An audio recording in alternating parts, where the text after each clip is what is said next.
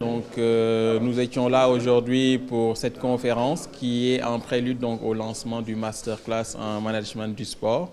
Ce masterclass a été créé parce que nous nous sommes rendus compte en réalité que les acteurs qui doivent évoluer dans ce milieu aujourd'hui n'ont comme possibilité que les formations diplômantes qui se font sur 2 ans ou sur 3 ans. 3 ans pour les licences et 2 ans pour les masters.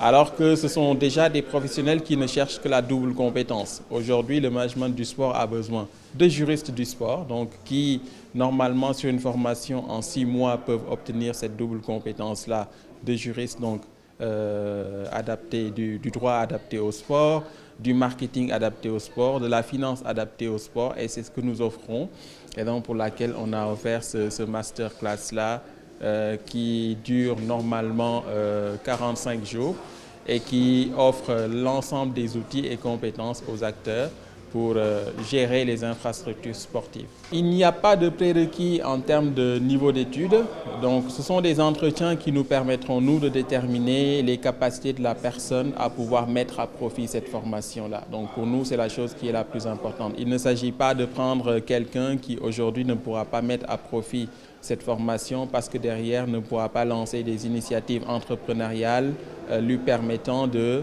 de bénéficier de cette formation. Il y aura des entretiens, donc après les entretiens, un jury donc, qui est constitué d'experts déterminera ceux qui seront donc inscrits à cette formation-là.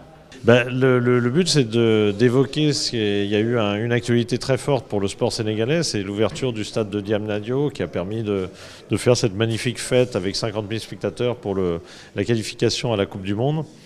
Mais au-delà de ça, évidemment, la gestion d'une infrastructure sportive de ce niveau-là suppose une gestion, une professionnalisation importante. Et donc, à Montpellier Business School, on a pensé à un master de management de ces infrastructures sportives avec vraiment des perspectives importantes au Sénégal puisqu'il y a ce stade bien sûr, mais il y aura aussi la réflexion d'autres. Et puis il y a surtout les JOJ qui vont en 2026 qui vont être un appel d'air pour justement professionnaliser, qu'il y ait davantage de professionnels dans cette fonction très particulière de gérer des infrastructures sportives. L'État aujourd'hui, on est dans une construction un peu classique où c'est l'État qui gère ces infrastructures, qui les construit et qui ensuite les récupère et puis les gère. Mais l'État, dans aucun pays, en tout cas, c'est comme ça. Il y a beaucoup de pays où c'est comme ça, je veux dire, à la base, au départ. Mais on voit bien que l'État n'est pas fait pour gérer des infrastructures sportives de ce niveau-là. L'État n'est pas manifestement organisé pour ça. C'est pas dans ses fonctions, c'est pas dans ses moyens, c'est très spécifique.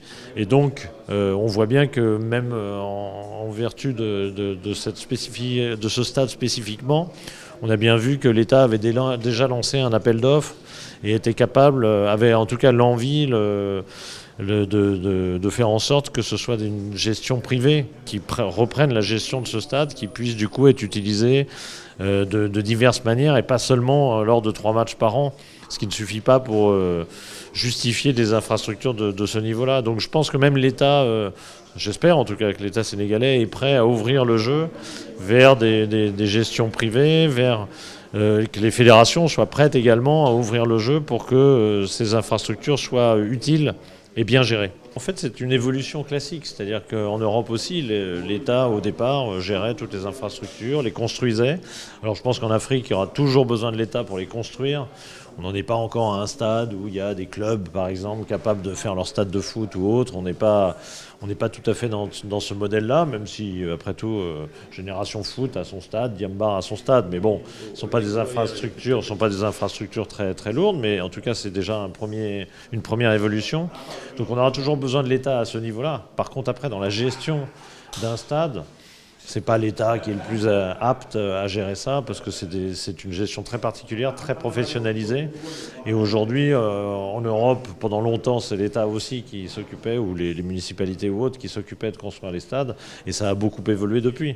Maintenant, il y a une entrée du privé dans cette gestion des stades parce qu'il faut être capable tout d'un coup de transformer ce stade pour accueillir un autre sport, accueillir un concert, accueillir d'autres événements, louer des salles pour faire des séminaires ou autres. Et tout ça, c'est pas l'État qui peut s'en occuper. L'État, il fait la grosse gestion, si j'ose dire, la base, l'entretien. L'entretien d'un stade, c'est pas tout à fait pareil que la gestion d'un stade ou une gestion dynamique où on peut l'utiliser plein de fois dans l'année.